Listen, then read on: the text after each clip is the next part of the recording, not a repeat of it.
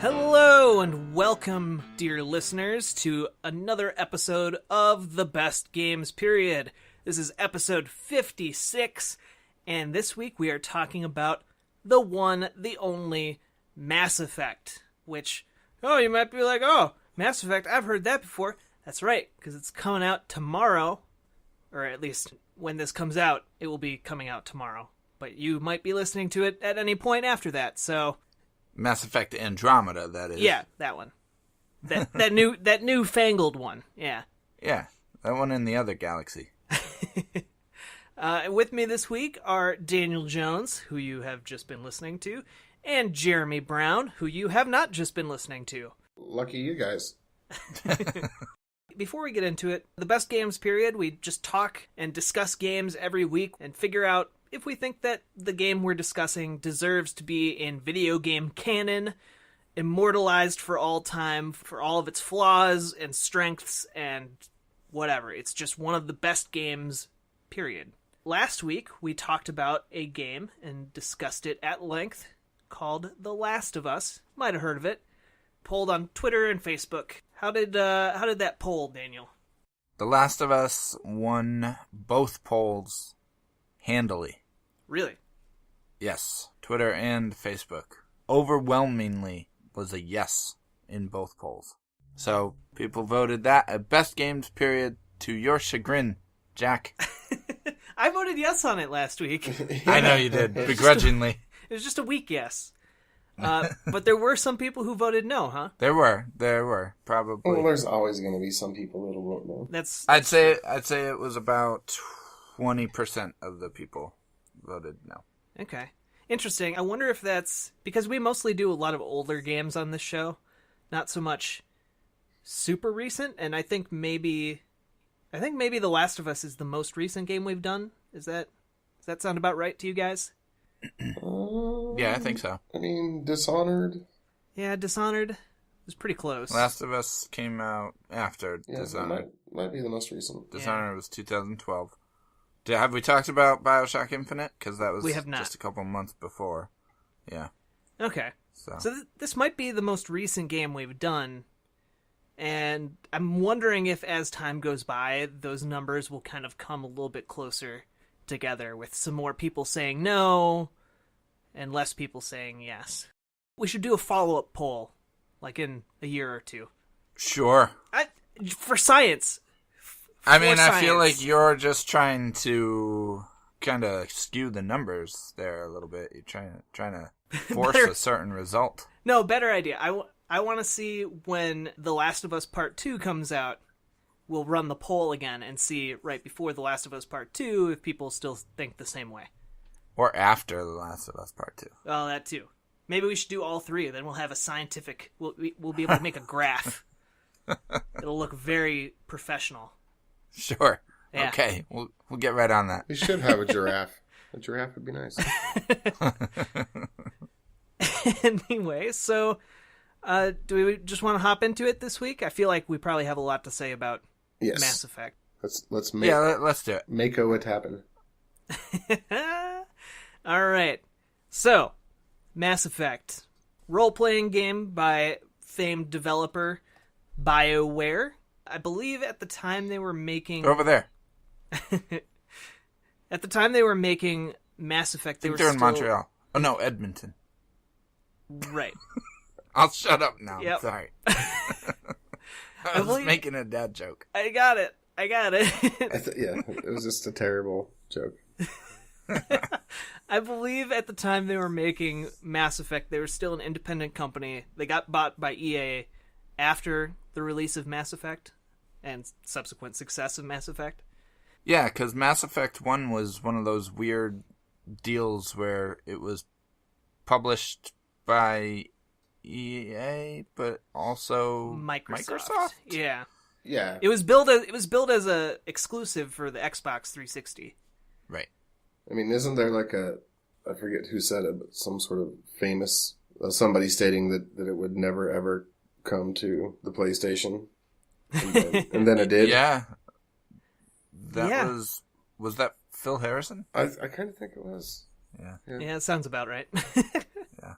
But yeah, for a long period of time, it was exclusive to the Xbox 360, and then it came to PC, and then eventually it came to PlayStation 3. Eventually, but let's be fair. It was a long time. Like Yeah. 5 years.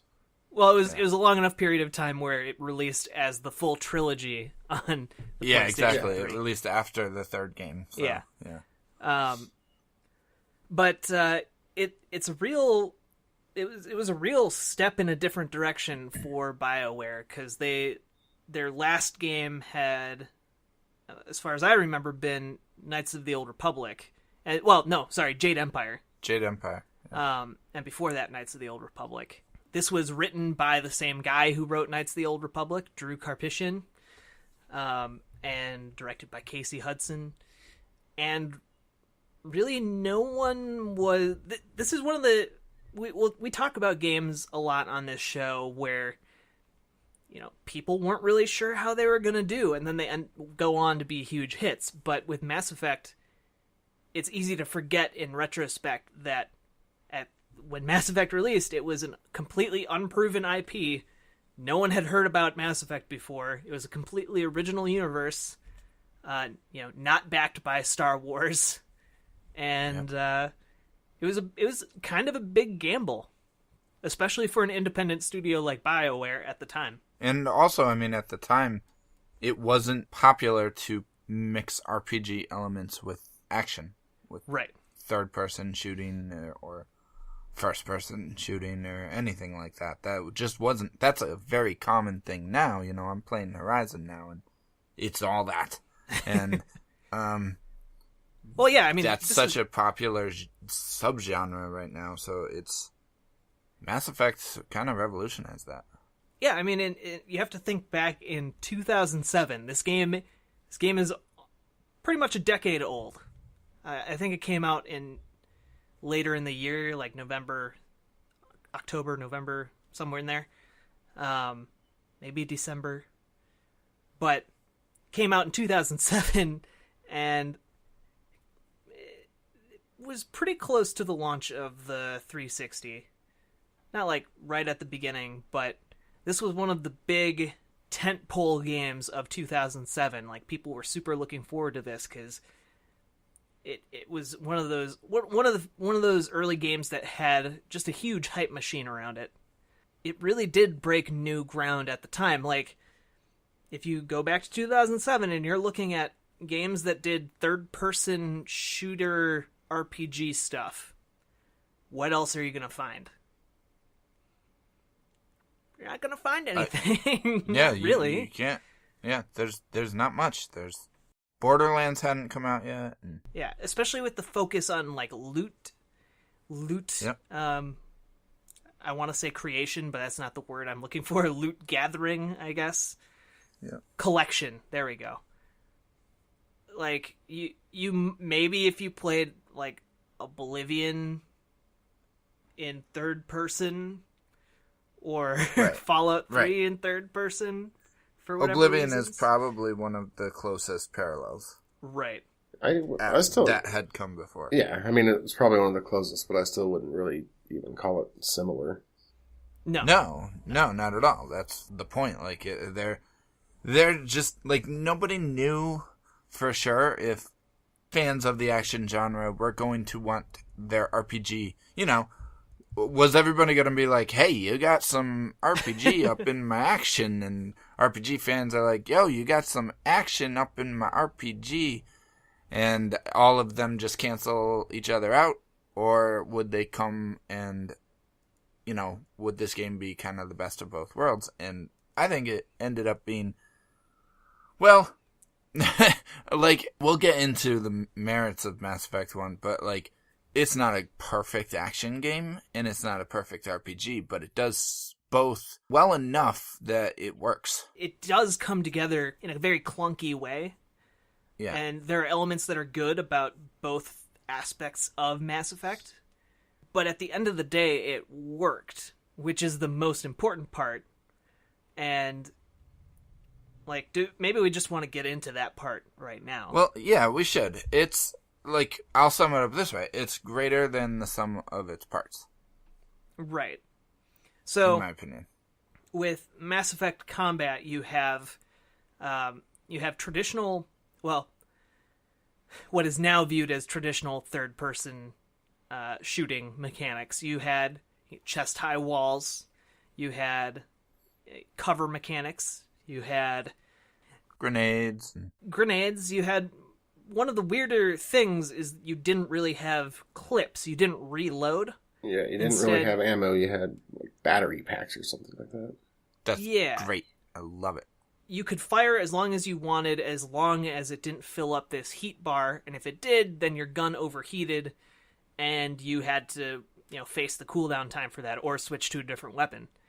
And then you also had a wide variety of powers that you could get by leveling up and putting points into them.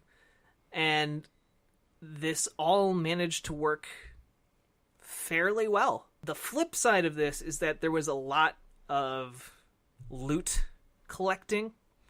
And while that later became like the backbone of games like the Borderlands, in Mass Effect it felt like it more got in the way. At least to me. I don't know how you guys took that, but the better aspects of combat were not sitting there looking through your inventory trying to figure out, does this modification to my weapon, is that better, or is this better, or do I need this modification to my grenade, or, Right. do I need the Hirochi X1, or do I need the Tamaguchi 3000 whatever? There's I'm sorry, I'm just throwing out names, but I think there actually is one called the Tamaguchi or whatever. Maybe. Probably not. But you keep it in your pocket and it grows and you have to feed it once in a while. And so it's just I didn't enjoy that aspect of the game. In fact, that's why I prefer replaying Mass Effect rather with old save files rather than new save files, because when you play with the old save, you get all the stuff you had on you with the previous run. And so you don't have to, like, if you have max level gear, you don't have to worry about messing with all of that, and you can kind of skip over that part of the game. I liked that part.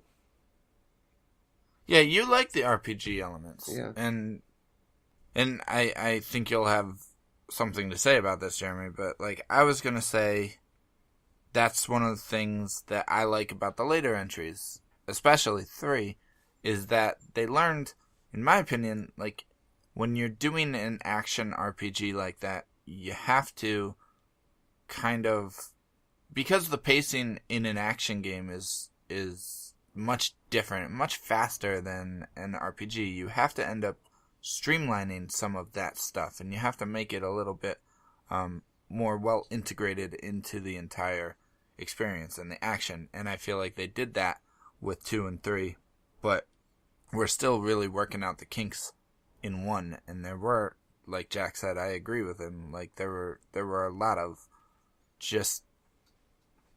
there was just so many options, and they weren't all really clear on what did what and what you could use with what. And I felt like they streamlined that and made it a little bit more well integrated into the experience in 2 and 3. But what do you think, Jeremy? Well, I think clearly each iteration had less and less RPG elements in it, to the point where I don't even know that I would really consider 3 RPG-ish, really. And I think that most people would agree with both of you. Just for me personally, I liked it. I think that BioWare intentionally took a lot of those parts out of the next games. And I don't think that the games lacked because of it, but I'm just the odd duck out here. I just liked it. Well, what did you like about going through like all the item stuff? Because I found it to be kind of putsy. Like I didn't have the problem Daniel had with it, where like it wasn't super clear. Like I understood everything. It was just it felt kind of like busy work, I guess. Yep. Yeah, it didn't bother me. Okay. And it just felt like, or customizable, I suppose, in some ways. That is true. You could customize your stuff to a greater degree than in Mass Effect 2 and 3. Yeah. Definitely. I mean, Mass Effect was like no game I'd ever played. I always say this, but, it came out about the time I got into gaming. It just blew my mind. Funny quick story, I almost stopped playing it when I first started it. Really? I couldn't stand the way it looked. Like, this is ridiculous. So I was talking to this other guy at work about it, and, like, he's the one that just kept insisting. That's the reason I bought a 360, honestly. Mm-hmm. He just kept insisting that I play it. And he's like, oh, you just got to go turn that off. The film grain is what I'm talking about. Oh. Yeah. Why that was the default setting, I'll never know. It was a weird choice to include that as the default setting and as it's just a weird decision in general, but years removed, obviously, I think I can kind of understand where they were coming from, because they were angling for a much more cinematic take on video games and what RPGs could do. Yeah. And like, you can see that in like every single conversation you have in Mass Effect. It goes into the close-up, and then there's a reverse shot between the people who are talking. And it's very... It looks like cross-stitch. It didn't look like film grain to me. I don't know how to explain it. Like, I thought my TV was broken. I changed HDMI cables. I did all kinds of stuff. I'm like, what is going on? Yeah, it didn't look great. I don't know if that's because they didn't spend a whole lot of time on it, or if it was just one of those things they added as an afterthought, but I can see what they were going for. They were kind of trying to tap into anything that would make this more of a theatrical experience, like you were watching a Star Wars movie, or Star Wars movie. It's space action adventure soap opera. One of the interesting things, sorry I'm kind of babbling, but one of the interesting things about Mass Effect is that it goes for this incredibly huge universe. There's a ton of stuff going on. There are tons of cultures, tons of planets, tons of factions. But at its heart, it's a really simple story. And that's kind of like Star Wars, too, because in the Star Wars universe, there's a ton of complicated stuff going on. But at the core of it, it's a story about a kid who wants to leave home for the first time and finds out he's actually meant for something special. He has a destiny. Do you guys see what I'm talking about? Yeah, I'm with you. Yeah. Yeah, no, it's big in scope, but it's not overly complicated as far as what it's trying to tell. Right. Right. Because at the heart of it, it's a chase story. Your Commander Shepard, boy or girl, is, after a series of inciting incidents, is set to hunt down this essentially space James Bond and bring him to justice. And that simple chase story ends up spiraling into something much bigger than is initially alluded to, which only gets more interesting over the course of 2 more games. Yeah. Did any of you guys read the books that Drew Karpyshyn wrote, by chance? No. I did not. Those were really good, too. I liked those. Drew Karpyshyn is a really great writer. And then there was, I think it was the 4th book that was supposed to continue the story, but he didn't write it. That was terrible. But the 3 first ones were fabulous. And they revolved a lot around Mass Effect 1 in particular, so that could also be part of why I like this game so much. I think we need to just remember that every best games period, we spoil the crap out of these games. So, there's your warning. If you haven't played Mass Effect 1 and you really are worried about it being spoiled for you, come back later. Probably shouldn't be listening to a podcast about Mass Effect 1. In summary, you explore the Milky Way galaxy quite a bit. You ride a lot of elevators, and then you choose between saving Earth or saving everybody else. That's pretty much it. I do wonder about those elevator sequences, because I know for the most part they were supposed to be loading screens. Yeah. But part of me always wondered if the added conversations that your teammates had, or like the radio broadcasts that were coming through the Muzak speakers, Yeah. part of me wondered if those like just made the elevator rides longer, or if the load times were actually that long between different areas. Just shocked in the year 2183 that Muzak still existed. I totally thought they would have been bought out by Sirius or something like that. Jack, since you've recently played it, you should probably summarize it. The basic story: Commander Shepard is sent on a mission with this Citadel Spectre, and Spectres are basically international. By international, I mean intergalactic James Bond types. They're agents that are given kind of free rein to break the law in the name of galactic safety. They have, like, diplomatic immunity. Right. Yes. And so they have licenses to kill. Indeed. You're sent on this. It's supposed to be a milk run. Your ship is supposed to go and pick up this artifact that's been found on one of Earth's colonies. It's a colony called Eden Prime. And as the ship nears Eden Prime, there's a call for help from the planet, and they're under attack by this machine race of creatures called the Geth. So you go to help the colony, and you're running through there, and the Spectre has gone on ahead, and he ends up getting murdered by this other Spectre named Saren. And Saren, it turns out, is in league with the Geth. In the process of trying to stop the attack on this planet, Shepard ends up getting snagged by this beacon, and it implants a bunch of mental images into his head, his or her head, that don't make a whole lot of sense.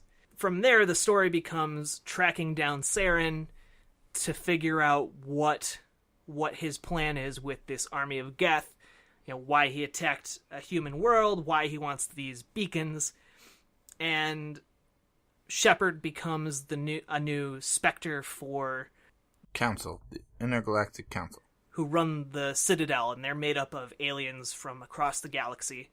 And humanity is relatively new to this universe, and they're angling for a voice on the council. You can kind of think of it like the Security Council at the UN, where there are only a set number of members, and getting a member onto the Security Council would be a big deal. Shepard is made the first human Spectre, which is in itself a big deal. Well, because humanity are kind of second-class citizens in the galaxy because they're the newest New kids race. on the block. Yeah. And we're impatient with our lesser status. And plus, humans are just idiots, so. For the most part, yeah. Shepard is then sent on this mission to figure out what Saren is up to.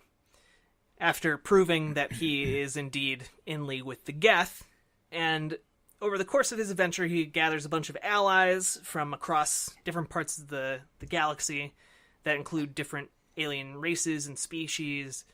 About 2/3 of the way through this adventure, you get to Saren's main research facility, where it turns out it is then revealed that he is actually under the influence of this ancient being called a Reaper. And the Reapers were a race of intelligent machines that wiped the galaxy clean of all advanced life 50,000 years ago. This Reaper is controlling Saren and causing him to kind of become an agent against the organic life of the universe. He had Reaper madness. That's good. I didn't think of that one. Turns out that there is a hidden planet, and you go to that planet. It's called Ilos, and you find the last remnants of the Prothean civilization. And the Protheans are the civilization that dominated the galaxy when the Reapers wiped them out 50,000 years ago. And it basically tells you, through a bunch of exposition, that the Citadel, which is this gigantic space station that the Council and is the kind of the hub of all galactic activity, the Citadel was actually built by the Reapers, and it allows them to all warp in from deep space and wipe out the hub of any galactic civilization instantaneously. And then they can then proceed to methodically wipe out the rest of the galaxy. Yeah, they do it every 50,000 years. It's just their thing. I thought it was built by the Prometheans and the Reapers. No. No, okay. Yeah, you're right. I'm getting my fictions mixed up. I was thinking of Halo and how the Protheans or Prometheans? whoever, Prometheans in Halo created the Halo rings. Gotcha. Sorry. My bad. So the Protheans, in a last-ditch effort from this hidden research planet, managed to essentially flip a switch in the Citadel station that prevented the signal that would allow all of the Reapers to just warp in to the galaxy and wipe out the central government. They flipped a switch that doesn't allow that to happen. And so Saren and Sovereign, his Reaper puppeteer, are trying to unflip that switch. And so the end of Mass Effect is essentially stopping Saren from allowing all the Reapers to flood into the galaxy and wipe out life. And it's a very satisfying conclusion to a very long story. It's wonderfully balanced in that it works as both a satisfying ending and also as a slight cliffhanger for anything that would come after that. Yeah, it's a lot like Star Wars New Hope in that way. Like, you know there's more to the story, but that arc was completely finished. Mass Effect 1 is easily the best story in the trilogy for me. Okay. I mean, that's it's weird for me with science fiction and fantasy novels and any property really that is science fiction and fantasy. They kind of create this new world for you to explore and for the story to take place in.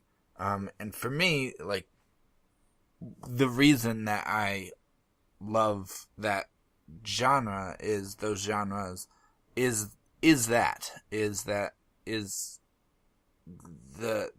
discovery of the different worlds that these people created out of their imaginations. But you don't think of it that way. This feels like a real place. This feels like a place with history and politics.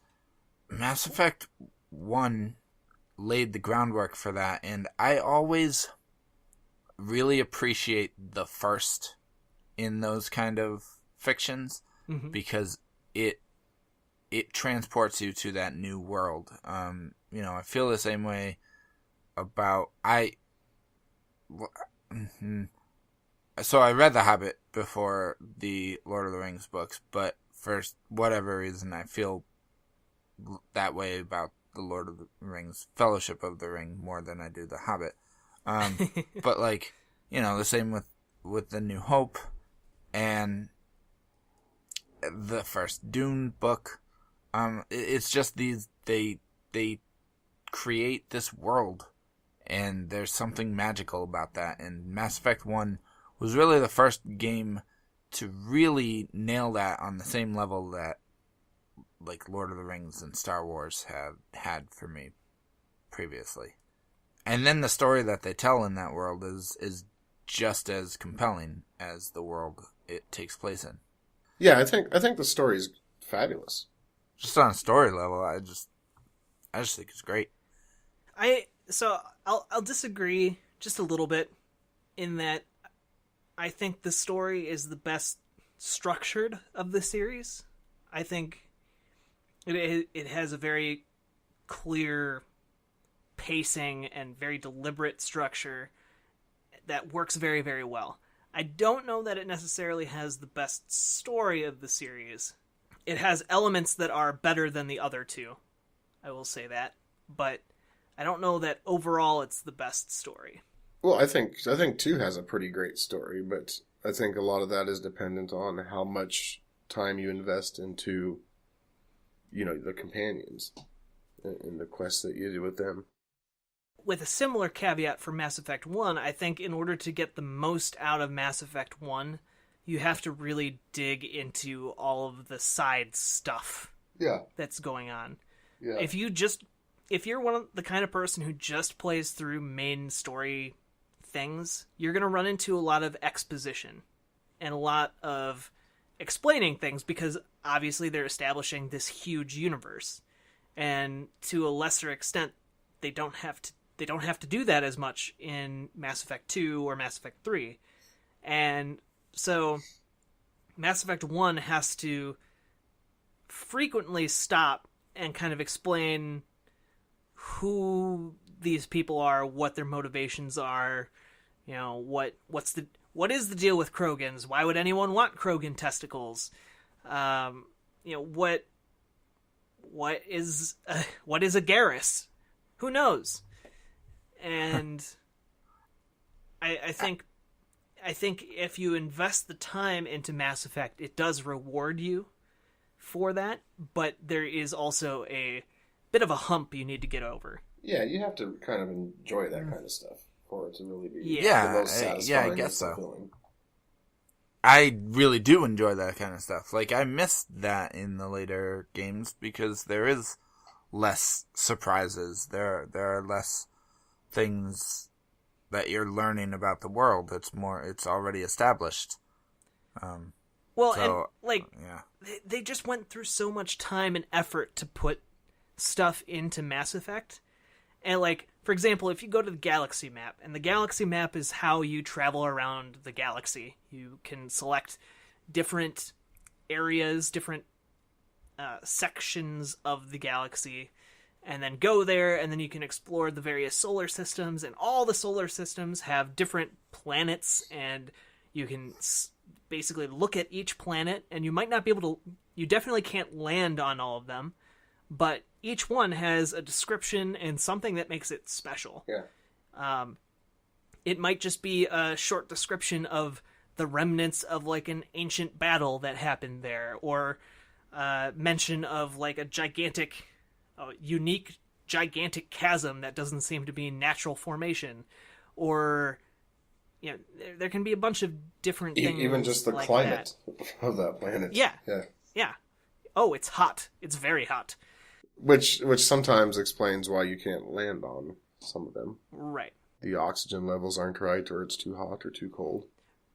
But then you can land on some of them, and they aren't main mission planets. You just explore them in your Mako tank exploration vehicle. God, thing. I love that so much. Seriously, I explored every inch of every planet I possibly could.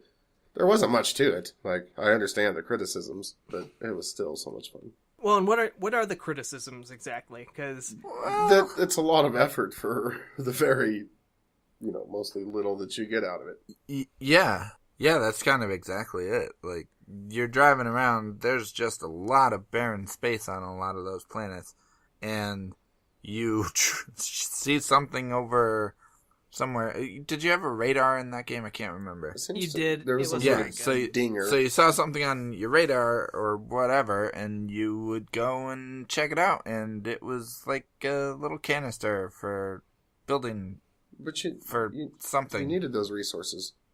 And I mean, sometimes you would come across like some sort of outpost that had you'd come across an outpost, and if you were every lucky. outpost was kind of the same. Oh, they attacked us. They came in from nowhere, and wow. But you saw those little monkey creatures too. Those were cool. They were harmless and cute and fun. I didn't have so much of a problem with the Mako itself as it was just the worlds that they let you explore with the Mako just weren't compelling. It was like No Man's Sky prior to No Man's Sky. Yeah, there were basically 3 preset buildings or like submission types that they were the same general areas that just had different box layouts inside of them. Pretty much, yeah. Right. Sometimes, if you were very, very lucky, you would encounter a unique situation that would call for some kind of, diplomacy or unique conversations, and it would be really neat and unexpected. But for the most part, the vast majority of them were discovering random, like a crashed escape pod in the middle of nowhere, or stumbling across just a combat encounter. But personally, I'm not a fan of the Mako, I think. Oh, I think you're in the majority there. Yeah. Yeah. There's a piece of DLC in Mass Effect 2 called Firewalker, Yeah. where you get a really cool vehicle, and if you just put that, it's like a hovercraft, essentially, and if you put that in place of the Mako in Mass Effect 1, and I would be a happy clam. But as it is, and maybe this is just I love the exploration parts, and even though the Mako didn't handle very well, it was still fun to drive around these planets. They all had really interesting skyboxes, and there was at least a novelty in going to each one. Yeah. The main problem I have with the Mako is when it came to story missions where you had to drive the Mako around. Like, these parts are just full of enemies, right? You don't really need to fight any of them. You can literally just drive right past all the enemies that are put in your way when there's a Mako segment. You can just drive straight through, and you're fine. Most of the time, missiles won't even hit you. It becomes more like that 10-minute drive to get to that random objective point when you set down on a planet, except there's no exploration going. You're just driving down a corridor. It might be kind of an exciting corridor with some good music, but not necessarily the strongest part of the game. No. I don't think even Jeremy could. No, I wouldn't call it the strongest part of the game at all. But I did enjoy it. I like exploring things. I always look in every nook and cranny, and you can never have too much loot. I think it's better than just the planet scanning for Mass Effect 2. Oh, miles better than that. Yeah, I just wish there was a happy medium. A happy medium. Yeah. So we've talked a whole lot about Mass Effect, and we haven't even touched on its biggest innovation. Power wheel? The conversation wheel? Some sort of wheel? Yeah, well, yes. The character wheel? Tied to the conversation. The dialogue trees? Yeah, like... God! Dialogue circles? The way conversations You know what I'm talking about. What? Choices. Your choices. And consequences. Jeez. Explain? It's not the first game to have like moral choices, but it's the first one that I know of where your choices ended up carrying over to the sequels, and affected a wider trilogy or series of games. And I think it's maybe the first one to do it as well. Certainly on that big of a scale. Definitely. Yes. It is the first one to have things carry over. And that was a big deal. It was a big deal. And nowadays it's getting kind of passé to like to have obvious moral choices in your games. So you don't want the simple Paragon and Renegade choices. You want some grays. You want like The Witcher 3 where there's a lot of moral ambiguity, but back then nobody cared because we hadn't seen this before. Well, so I want to point out right off the bat that it's not the Paragon and Renegade system is not a good and evil system, which right off, no. I think that makes it very different from stuff like Fable, for example. Right. Or even Knights of the Old Republic, because Paragon and Renegade aren't moral stances. I mean, like, they're, at the very least, they're more complicated moral stances than good, evil. Right. Because at the end of the day, they're both trying to accomplish the same goals, just in different ways. One is much more straightforward, and the other is a little bit more subtle. Renegade is just someone who's, I guess you would say maybe chaotic good.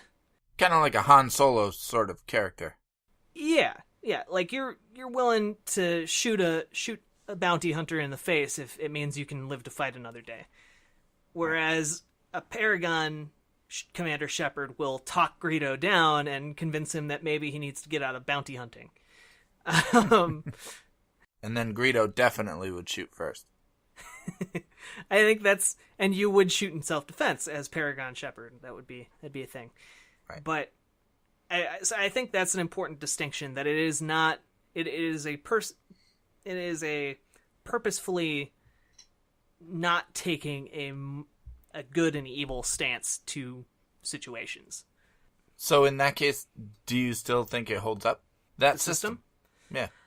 Does it still... I think... Is it still effective? Massively? Part of me wants to say yes, but not exactly in the way they implemented it. Part of the reason why it's aged a little bit is just because it has this, you get 25 points for making this renegade decision, and that goes into your renegade meter, and you get 10 points for your Paragon decision, so that goes into your Paragon meter. If you don't have enough points in either of these meters, then you can't do that choice in this conversation. And I think that's a little bit antiquated. Yeah. I'd forgotten about that. It's a little bit limiting as well, because you kind of have to pick one and stick with it. Yeah. Which is something I appreciate in the later entries in the series. Like, you still got Paragon and Renegade points, like in Mass Effect 3, for example, but you could do either one at any time. Right. And so I think, I think it was kind of a slow evolution towards something more like The Witcher, but with a little bit more interactivity involved. At the very least, Mass Effect kind of laid the groundwork for that. Definitely. Yeah. And so, we haven't even touched on... We've been talking for a long time. We haven't even touched on any of the characters. We talked about general story stuff, but we didn't talk about characters, which is kind of a huge oversight, because characters are easily the thing about Mass Effect that any person who's played them is probably going to bring up first. Like, who's your waifu? Obviously not these three people. We've talked a lot about characters. Well, you guys have. They just happen to be Star Wars characters. Right. Did you guys play as male Shep or femme Shep? Both. But originally male. Okay. Yeah, male Shep for me. Man, me too.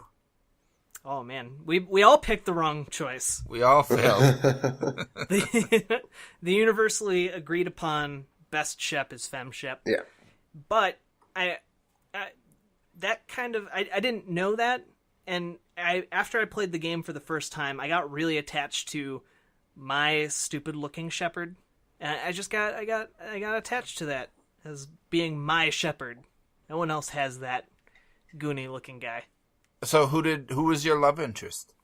Always Ashley. I don't really think there's any good love interest in Mass Effect 1. I mean, if you had to pick one, it's obviously Liara. Yeah. I mean, that's the good love interest. I don't understand what you're talking about. I think it would be better to play Mass Effect 1, just personally, I think it's better to play Mass Effect 1 with no love interest, and then have that build up over the course of the series. What? No, I'm totally Team Liara. Thank you. I mean, how often do you get to bone a blue space alien in a video game? I mean, that was very innovative for the time. It was also very controversial. Yeah, it was. Like, that made it on the evening news. Yeah, wasn't it Jeff Keighley on Fox News or something, or one of those shows? Yeah. Yep. Talking about how Mass Effect was going to corrupt American youth. Yeah. And it did! Look at this hellscape! I know. It's all Mass Effect's fault. So who, besides your love interests and your main Shep, who were the good characters? Who were the interesting characters in Mass Effect 1? Was Mordin in Mass Effect 1? No. He wasn't, right? No. He didn't come in till 2. I mean, Garrus, obviously. Was Garrus in 1? Yeah. Yeah, he was. Garrus, obviously, was pretty cool. And I know plenty of women who played And Garrus was their love interest. Yeah. So, Jack, I don't know what you're talking about. Just because you picked Ashley is really what See, I you didn't did wrong. particularly, like, I didn't dislike them, but either Ashley or Caden I didn't find super They're interesting. terrible. Both of them. I'm trying to... Ashley's a little bit more interesting, but more interesting because she's a terrible person. Yeah. Yeah, she is. I mean, She's a space racist. Well- She hates aliens. when you had to make that choice, I chose Ashley, but I honestly could have went either way and not really cared. Joker, obviously. Oh, Yeah. yeah, Joker. Joker's a standout. Rex. Yeah. Rex is Yes, Rex. easily one of my favorites. Rex didn't make it out of the first game for me, though. Really? That's interesting. Huh. Yep. Was he not in 3 for you then? No, I had Legion. Or, no, not Legion. I had the other dude. The replacement Krogan. I forget his name. You guys wouldn't know because you had Rex, Yeah. didn't you? Yes, sir. Yeah, so he was just like Rex, and he had a different name, but he came from somewhere else, and he just joined your crew, and kind of, yeah, he was really just the replacement Rex. Are you talking Who's- about Grunt? Grunt, yes. Okay, well, he's in Mass Effect 2 either way. Yeah. Yeah, oh, he is? Yeah. Okay, Yeah. okay. Rex comes back in Mass Effect 3 as... He never rejoins your party again, but he's He's like the king, the leader of the Krogan. Krogan. Yeah. He's like top Oh, king. alright. Yeah. That's sad, because I would have liked that. Rex is a good character. But I'm Yeah. terrible. That's the thing about Mass Effect 1 and 2. 3 wasn't as bad. No, 3 was pretty bad. I had a lot of people die in 3. I'm a terrible commander. Oh, I don't understand why these people followed me, because they probably shouldn't have. They were programmed to, I got literally. almost everybody killed in the suicide mission in 2, and a lot of people died that shouldn't have. But you kept playing. You didn't, save and go back and...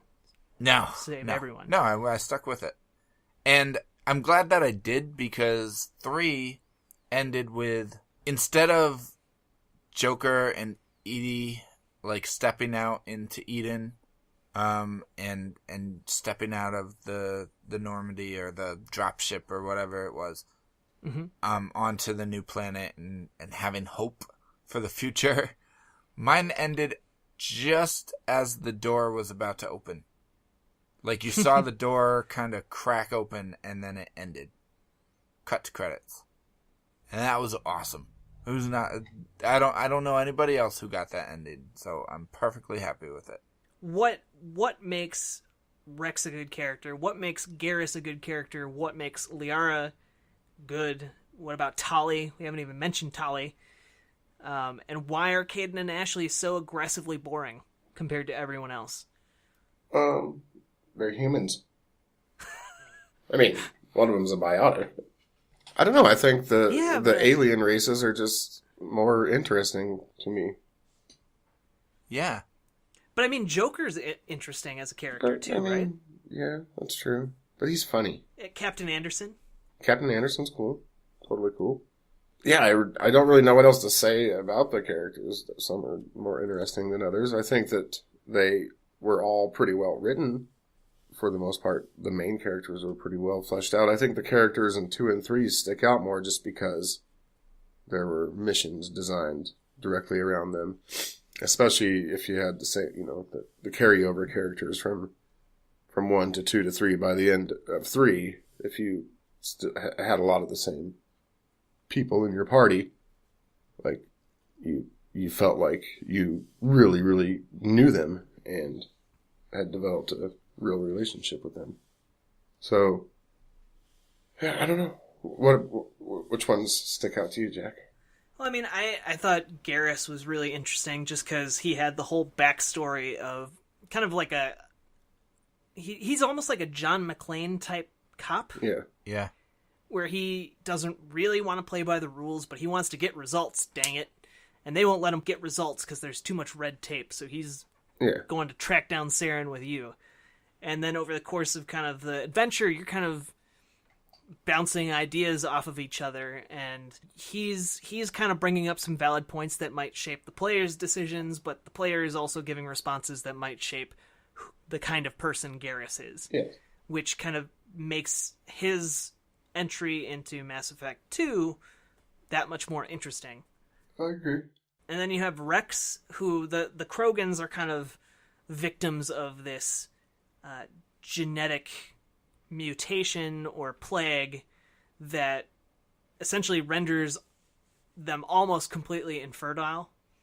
And so they can't really reproduce all that well. That's kind of led to like this existential crisis among Krogan, and you kind of find Rex, and Rex is just living to kill. Yeah. He's a warrior who believes that's all he's good for. Over the course of Mass Effect 1, and then you get to see him later in Mass Effect 3, you kind of see him come into his own as a leader and become, see that there is hope for the future and that he is good for more than just killing things. Yeah. Although he is still very good at killing things.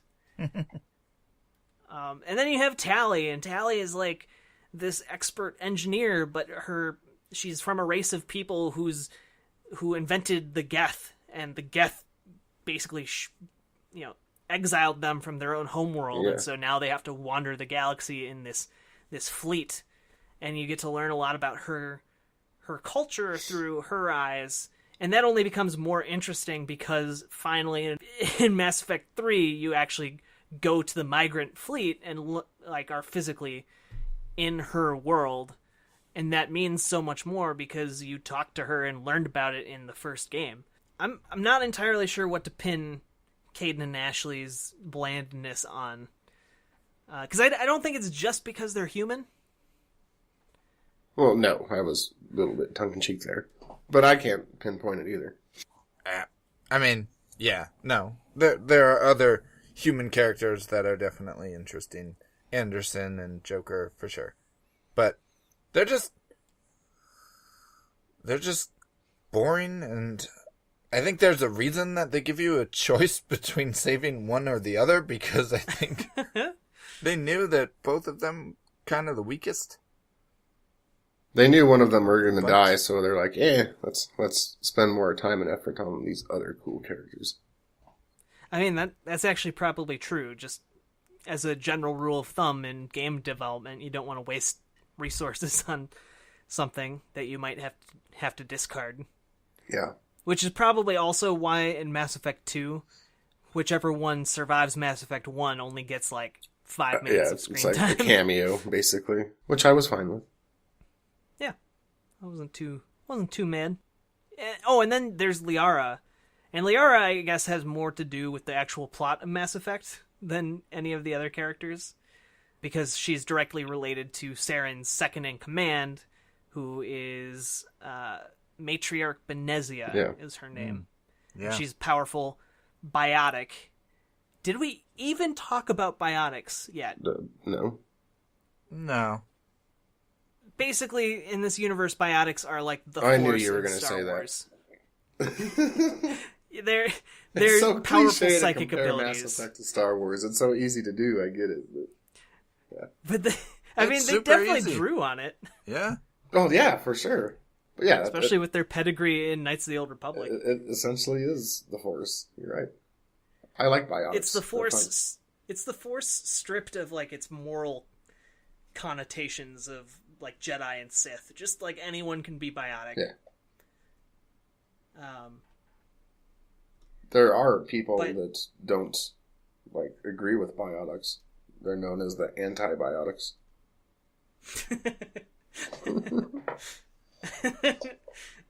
I found that way funnier than I should have. Me too. And so she's related to Matriarch Benezia, and you go to her to kind of get more insight into what Benezia is doing. And then she kind of helps get the visions in Shepard's head straight. So she serves a little bit more of a function, but she's kind of the naive girl, wide-eyed, innocent character. And that become, again, that's something that they build off of in later entries in the series, which deal with kind of stripping her of her innocence, which feels weird to say about like a character that's supposed to be like 90 years old or 115 or something. Yeah. Sorry, be tripping, yo. They have head tentacles. It's weird. It is. Can I just say, like, I'm very offended that you don't think that she's an interesting love interest. Like, I didn't say that. I think no, I just think just hear me out, Jack. Okay. All right. Okay. Fine. All right. I think they with Mass Effect they said some. They moved in some really interesting directions with sex and romance that games hadn't really touched upon. Like, I have just I remember parts of that game pretty well, but I really remember the part where they have sex well. And not because they had sex. Because you're a pervert. Not just because they had sex, but because it felt so relatable to my own experiences.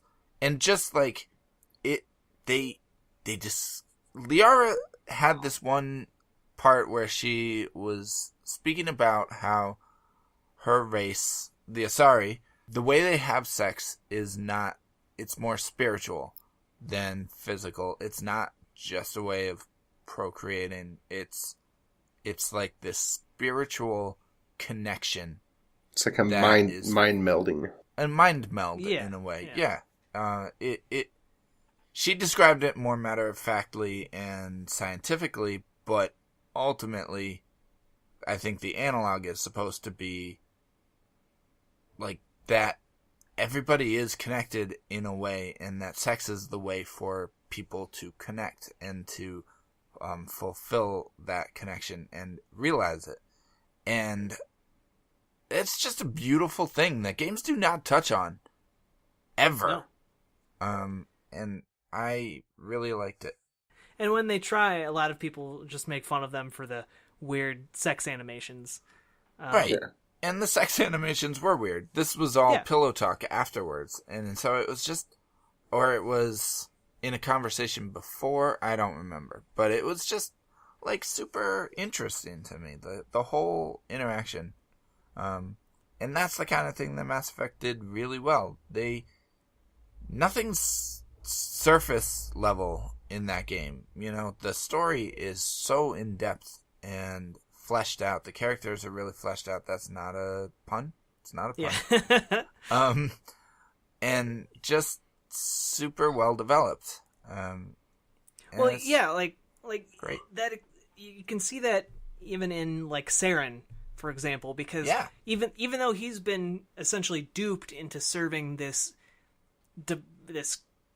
entity that wants to wipe out all organic life in the galaxy, he does have a point by the end of the game when you understand what's going on and where he is coming from.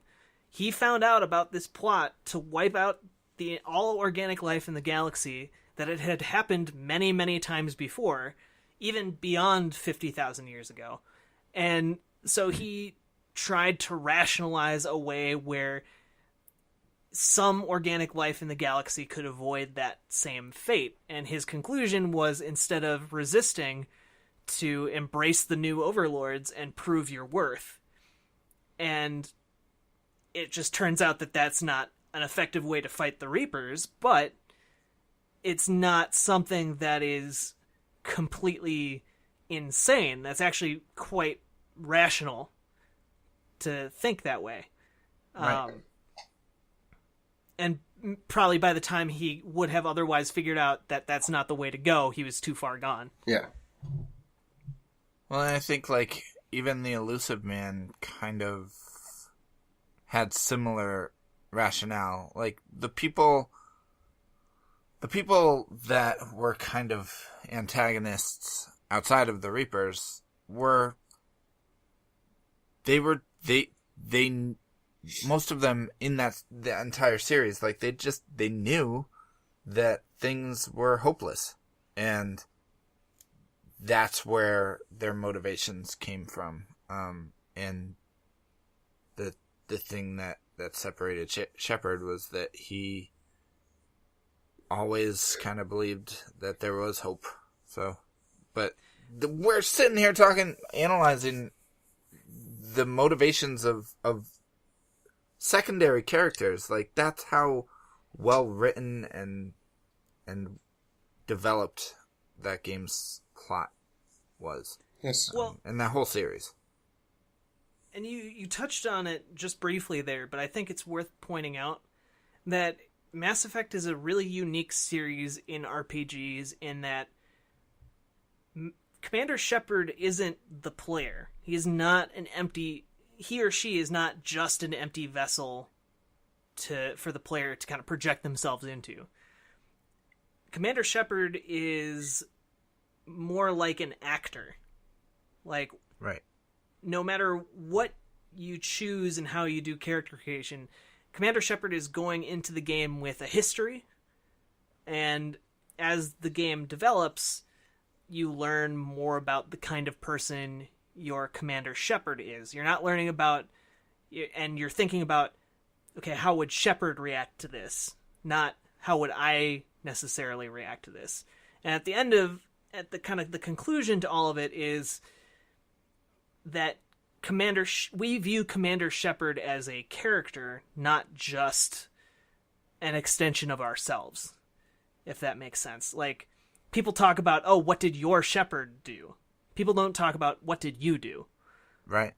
When they talk about Mass Effect games in general. Yeah. In general, maybe you talked about it differently, listener, but just in general, that's what you're going to find when you go to Mass Effect forums. If you go to Mass Effect forums. I think we should call it. Where do you guys stand on Mass Effect 1? Is Mass Effect a best game period? Well, I just want to point out to the people that are listening, if they still don't know, or maybe this is the first time, that there can be more than one game in a series that could be considered a best game period. And the show is called Best Games Period, not Best Game Period. Otherwise, we would only have one episode. So, and it would be a long one, and it would be full of death threats. Yes. So, I think sometimes people... And it would be just about Shadow of the Colossus. People get a little bit confused, or they don't fully understand. And I also had somebody ask me why, exactly what our criteria is. And the way I explained it to him was that it really, we each have our own individual criteria. Like, there's nothing set in stone that we agreed upon before we started this podcast. Right. And in an ideal world, we'd get input from, as many people as possible on what they think the best game period, the best games period are. So if you want to have more of a voice in the show, vote on our poll or leave us comments that tell us what you think and why. Yeah. And we can talk about it maybe on a later episode. So that being said, I do think that Mass Effect is a best game period. I think it had a lot of really cool RPG elements. The scope was unlike anything I'd ever played up to that point. My Commander Shepard was awesome. I loved playing as him. And the moments that stick out in that game, I'll never forget. And the characters such as Jack, you mentioned Tali, and I love Tali. I haven't talked about her much on the show, but she's definitely one of my favorite characters in the entire series. And that really wraps up, well, I don't know if I'd say nicely, but well in Mass Effect 3. And I'm just kind of a masochist, I guess. I enjoyed exploring those big, boring open planets for no good reason. And a masochist? I didn't even know. And I enjoyed the customizing. I mean, you didn't really customize things, but flipping through the different armor and weapon upgrades and deciding which ones to use. You liked all the RPG. I did. baloney. And I'd never seen a weapon wheel in a game before. I'd never seen dialogue like that in a game before. It just opened me up to a whole new world of gaming. Yeah. That's right. And just think, if somebody hadn't told me how to turn the film grain off, I probably never even would have finished it. What if? All right, so what say you, Daniel? I say yes. Okay. I've already kind of talked at length about that. I feel like I've talked a lot on this episode, but it's just I love sci-fi, and I hold it up there as one of the best sci-fi stories and properties ever. And mostly you just like the sex. In any medium. Gotcha. Yes, and because of the sex. Yep. Gotcha. Yep. I am going to be a dissenting voice. I'm going to say no. I love Mass Effect to death. I really, truly do. But just as I would say, maybe there's one of the original Star Wars trilogy movies that's not necessarily one of the best movies of all time. Even though I love all of them, all three of them, I just think that that in Mass Effect 1, there are a lot of things that BioWare was still figuring out and still testing out that didn't 100% work for me. And namely, a lot of the putzing with the inventory stuff, a lot of the side quests being kind of empty. I would have liked to see more fleshed out side quests that had that level of exploration. That would have been, I think, move in the right direction. And I think there's just there are a lot of great character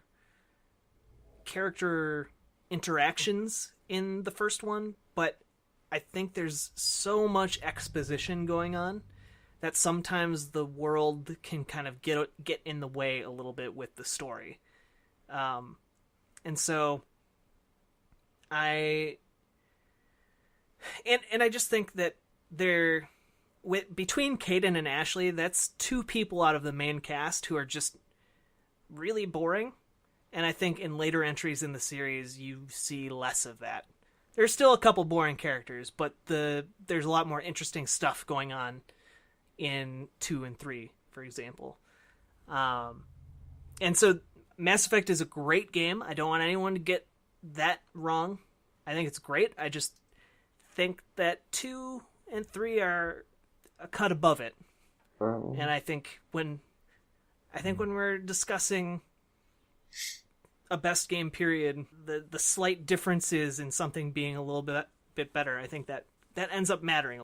Fair enough. This podcast was like Mass Effect 1 in that, like, it had a satisfying arc, but then you still have, like, kind of a cliffhanger at the end, because now I just want to talk about 2 and 3 and tell you why you're wrong. Okay, but we're not doing that. I know, we're not going to do that, but now the listeners have something to look forward to. Yes, we have had that conversation on. A few different times, I think. In less restrained, in our less restrained past, we had a 4 to 5 hour discussion about it. Oh yeah, good times. Yeah. All right. Well, Jack, Daniel, Jeremy, Jack, Jeremy, Daniel. Thank you both for joining me tonight on this galactic journey. You're welcome. Through planets unknown. Massively welcome. And thank you, listeners, for joining us as well for episode 56 of the Best Games Period. You can find the Best Games Period every Monday on iTunes, and you can also find us on Twitter at Best Games Period.